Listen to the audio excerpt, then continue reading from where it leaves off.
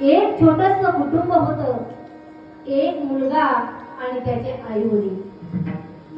एक दिवसचा प्रसंग आहे. त्या मुलाचा आणि त्या वडिलाचा अपघात झाला आणि त्याच अपघातामध्ये त्या मुलाचे वडील मरण पावले. त्या मुलाचा एक डोळा गेला होता. त्या आईने विचार केलाय, आता माझं जीवन जगून झालंय. उद्या जर माझ्या मुलाला एक डोळा नसेल तर सगळे लोक त्याला चिडवतील, त्याचं लग्न होणार नाही. म्हणून महाराज त्या आईने स्वतःचा एक डोळा काढला आणि त्या मुलाला बसवला. पण तो मुलगा त्या आईला कधीच आई म्हणत नव्हता. मुलगा आता हळूहळू मोठा होतोय. मुलगा आता शाळेमध्ये जाऊ लागला. एक दिवस त्या मुलाच्या शाळेमध्ये पालक मेळावा होता.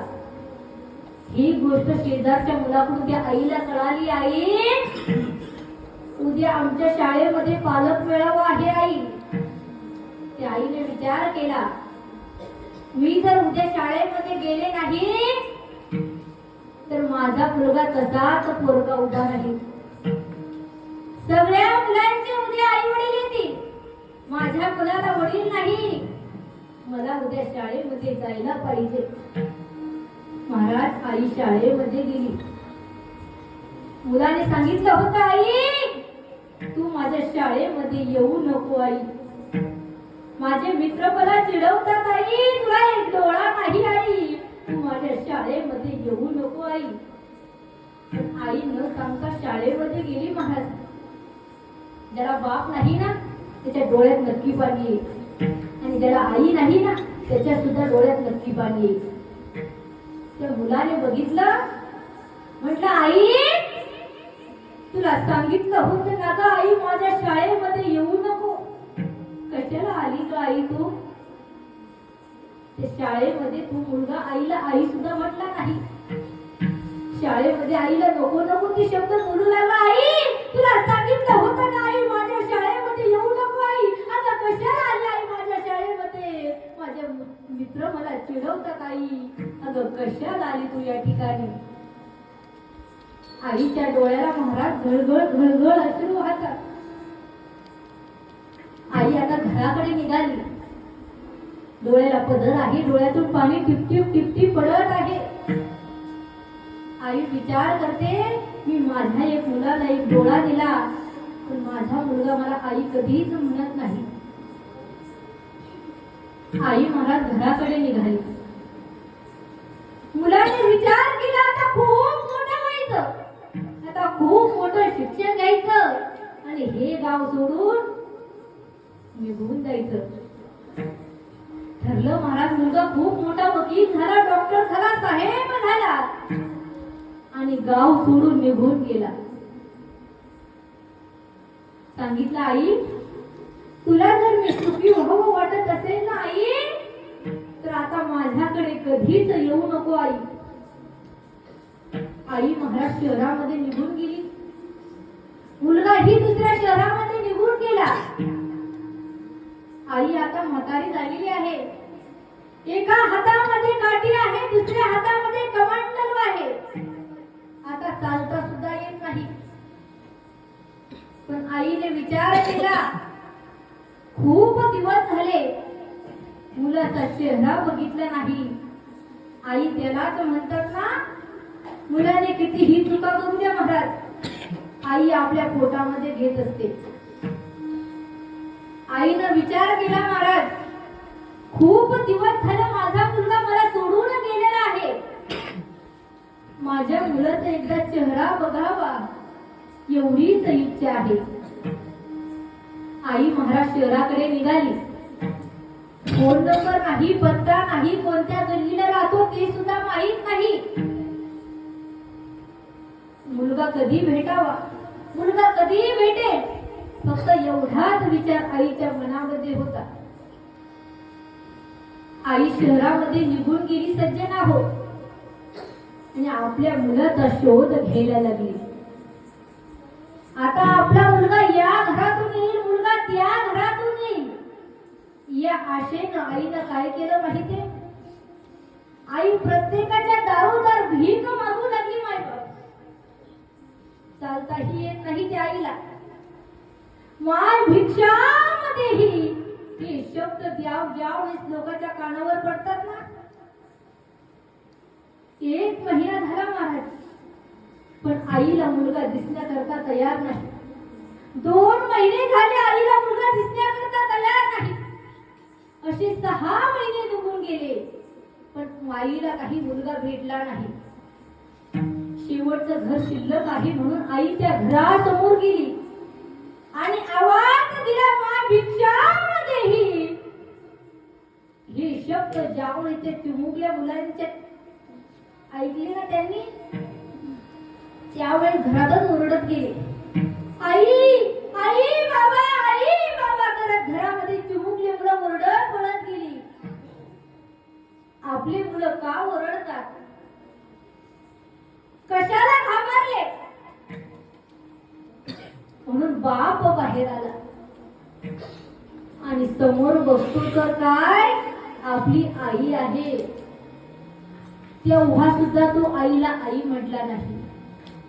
सांगितलं, आई अगं कशाला आली तू या ठिकाणी, तुला सांगितलं होतं ना आई, माझ्या संसारामध्ये तू अडखळ करू नको आई, कशाला आली ग तू या ठिकाणी. सांगितलं, बाळा माझं आता वय झालं रे बाळा, मला चालता सुद्धा येत नाही. तुला भेटण्याची तळमळ होती बाळा, म्हणून तुझा शोध घेत इथपर्यंत आले रे बाळा. मुलाने सांगितलं, आई सांगते होय तर, तुला सांगितलं होतं आमच्या घरी येऊ नको आई, कशाला आली या ठिकाणी. म्हातारी माय महाराज पुन्हा गावाकडे निघून गेली. आईचं आता वय खूप झालं होतं, आईला चालताही नव्हतं आणि 1 महिन्यानंतर आई मरण पावली मायबाप. तरीही मुलगा आईच्या अंतविधीला सुद्धा आला नाही आणि काही कारणामुळे मुलगा घरी आला आणि पाहतो तर काय महाराज, घराला कुलूप लावलेली होती. मग विचार करू, माझी आई कोणी बघितली का, माझी आई कोणी बघितली का. दरवाजा उघडला तर तिथे एक पत्र लिहिलेलं होतं आणि त्या मुलाने ते पत्र वाचलं. त्या पत्रामध्ये लिहिलं होतं की, बाळा तू मला सारखा प्रश्न विचारायचा ना रे बाळा, आई तुला एक डोळा का नाही, आई तुला एक डोळा का नाही, आई बाळा. त्याचं उत्तर मी आता याच्यामध्ये लिहून ठेवले बाळा. आई बाळा मला एक डोळा का नव्हता. ज्यावेळेस तू लहान होता ना बाळा, तुझी आई तुझा बाप मरण पावला होता बाळा आणि त्या ऍक्सिडेंट मध्ये तुझा एक डोळा गेला होता बाळा.